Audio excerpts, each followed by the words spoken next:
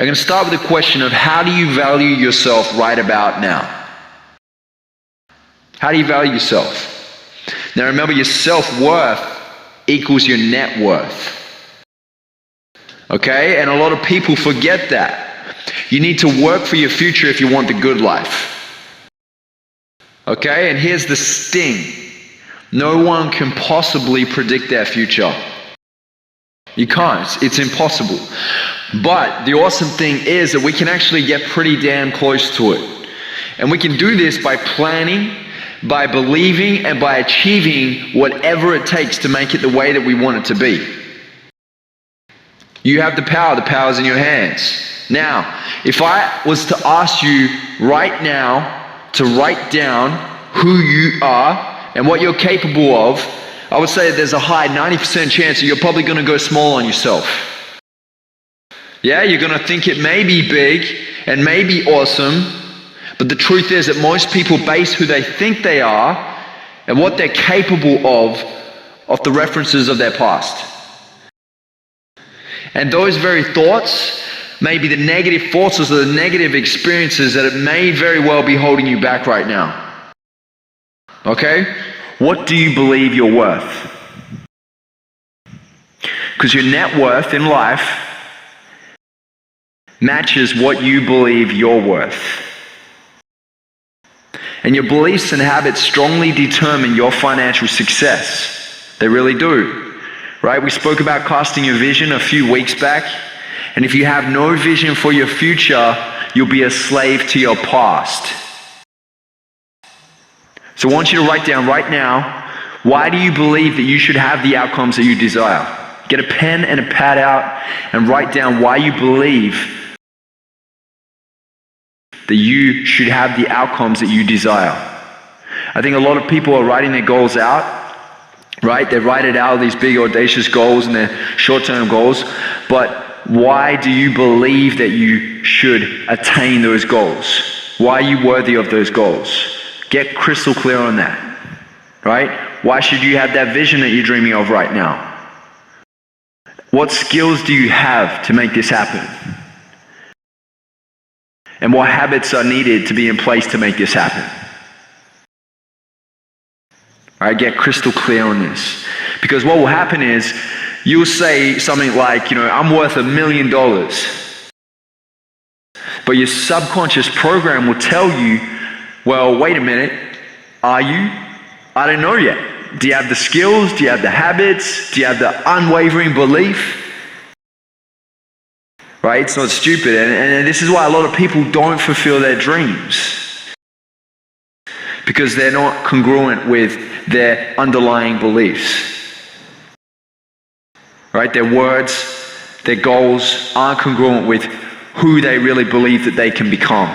And if this is you, if you're struggling with this right now, it's because your words in your superconscious mind, I learned that from Deepak, are in opposition. Okay, so get clear until this feels right in your body. So clear that when you say it, there's a massive wave of belief behind it. Right? Because you put the work in to learn the skills. And you have no doubts because you've solidified the right habits to stay persistent. And your brain's already becoming wired for the person that you need to become to get there.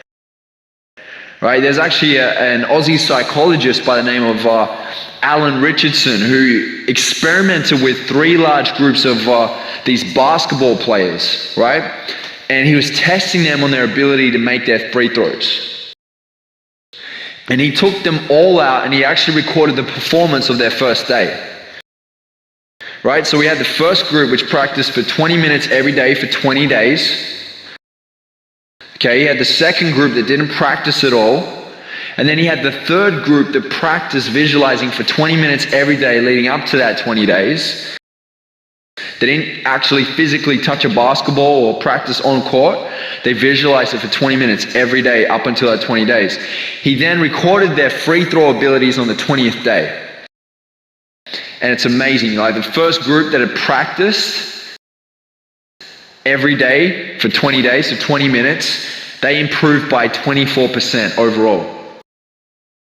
The second group that didn't practice at all, they were told not even to rock up or visualize anything, they didn't improve at all. Nothing, 0% improvement, right? And the third group, they had improved by 23%. That's just 1% short of those that had actually practiced on court in the physical.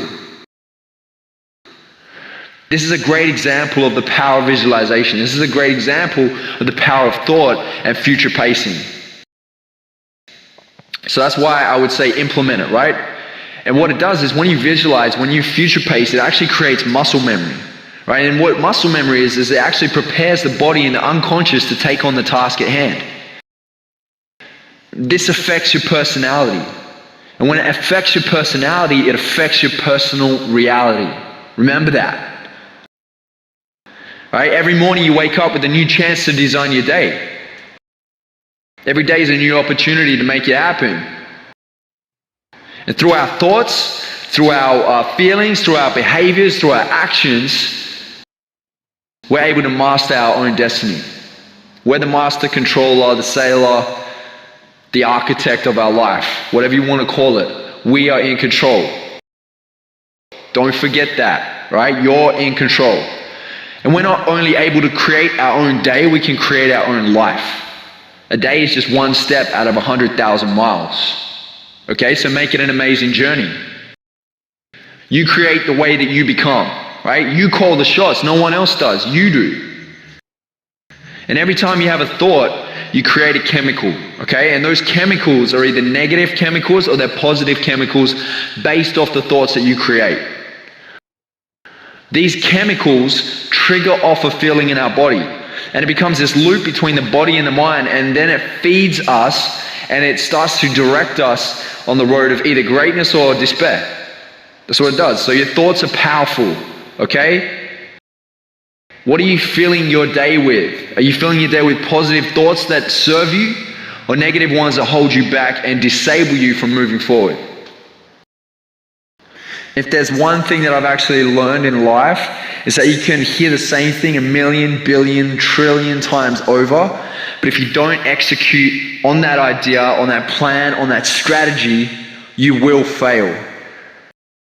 And this is the thing, life will hand you a big freaking F if you don't execute. You know, I don't understand when I hear people telling me that they have an idea, that they have these goals, that they have these dreams, but every time I see them, which is usually, months later, they're still talking about the same old thing. So they're usually making excuses as to why they haven't achieved it. And they're usually paralyzed by fear. They're always getting ready to get ready. So if you're someone who is always getting ready to get ready, I'm sorry to cut it to you, but you're a procrastinator. So you got to find out what's holding you back. And I think one of the best things you can actually do for yourself is to follow through no matter what. We all feel that little uncomfortable nagging and that little bit of pain every time we go to make that new decision, that new change in our life, but you need to really shake it off. And you might have these big, grand, audacious goals, and you tell yourself all the time, I'm going to do this, I'm going to do that. Saying it and just starting it but not following it through, that is still procrastination. All right, so you need to practice. You need to practice with willpower. You need to practice with discipline. You need to have the focus if you want to make it across that finish line at the end of the day. And you know what? I've put things on the back burner before. I used to do that. I used to be that guy that said, I'm going to do this and that, and I never followed through. And I don't do it anymore. I commit, I'm all in, I'm 100%, and I'm smart about my commitments too. You never want to overcommit. We talked about it yesterday, having that high EQ, that high emotional intelligence, is that you don't overcommit. You get good at saying no. And when you do commit, you want to treat it like it's a marriage. When you commit, you're all in, to the end, till death do us part, right? It's a marriage. With every commitment, you want to be prepared to do this so you can give it your undying focus so you can really make it work. That is the key, undying focus. You want to be laser focused. You don't want to sort of do it. You want to dominate. That's what you want to do. You want to be numero uno, baby. Number one. So when I come up with an idea, I know that there's like this energy meter running at the time. And you have to follow it through. You have to keep running with it to keep that energy alive. Because if you don't, it starts to die out and you fall behind. And that's why we stress so hard on focus. That's why I stress so hard on telling people that you need to focus, laser focus, pure focus on what you want to achieve. Don't get distracted by all the crap that's out there. And the thing is, if you don't focus on that prize, how do you know what you're fighting for? You need to know what you're fighting for. You need to know what that prize is, and you need to stay focused. So if you let things like, Facebook and all that everyday BS get in your way to the point where that $1 million dream is just left on the back burner all the time, then you are going to live your life in regret. You're going to live it in shame. You're going to live it wondering, what if, why didn't I, why me? There are 3 things you don't want to be saying at the end of the day. And I think a lot of people forget how short life really is. You only get one shot at this, man. It's one game, it's one life, and that's it. From what we understand right now, it's one shot that you have. I was actually reading a book a few weeks back by the philosopher Seneca, and the book's called The Shortness of Life. And in the book, Seneca says, I wrote it down here. Here we go. So, putting things off is the biggest waste of time. It snatches away each day as it comes and denies us the present by promising the future. Wow. And he also says, the present is short, the future is doubtful, and the past is certain. There's powerful words right there. And look, I don't know about you guys, but I've been to way too many funerals lately to be putting anything off anymore. I've had quite a few people around me die lately, and it's not fun, I tell you that. And I think another thing that we tend to do way too much is that we tend to focus on the minor things. We play the small game way too often. And if you look at people like, Donald Trump, Oprah Winfrey, Steve Jobs, Richard Branson, all these high achievers, they say the same thing. They say, think big. These guys live it. They think big. They build big towers and they make big things happen. And the thing is, too many people are worried about their makeup, what they look like, and how many likes they have on their Instagram pics or how many comments they have. These are the minors. And if you focus on the minors, you're going to be left with the bare minimum. That's the truth. But if you focus on the majors, you're going to get the big hits. It's simple math, right? Do your math. Where is your thermostat at? And I'm not talking about financial thermostat, but I'm talking about your happiness thermostat, your experience thermostat, your love thermostat. Are you taking each of these thermostats to level 10? Or are you just playing this halfway on some level and something else you're kind of just doing it on 2 or 1? Or are you getting sidetracked by society's insecurities like reality TV shows or even, commercial products and things like that are out there that other people are actually making major money on, by the way? Not you, them. So do you know what your musts are to peak that level of your thermostat? Do you know? Something that I heard neuroscientist, life coach, author John Assaraf say recently in an interview. He asked the question of, are you playing at a kindergarten level? Or are you playing at a university mastery pro level in what you want to do? I think that's a valid point. Think about that. Are you going for the pros?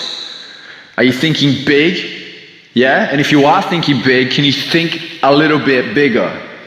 And can you think bigger than that? Because that's where you want to be at. It's funny, I'm actually in the middle of a documentary right now. Charlene and I, my fiance, and we're absolutely hooked on this documentary, and it's called Cosmos. It's actually narrated by the astrophysicist Neil deGrasse Tyson. And it's a great documentary. Basically, it breaks down the meanings and the understandings of life and space and the universe and the cosmos. And it's amazing. So if you get a chance, you want to watch that documentary. It's actually on Netflix. But look, the one part of that documentary that is a real standout to me is the first episode, right? And Neil deGrasse Tyson, he takes you through our whole solar system, he takes you through our galaxy, and then he takes you through the universe and what they believe to be outside of that.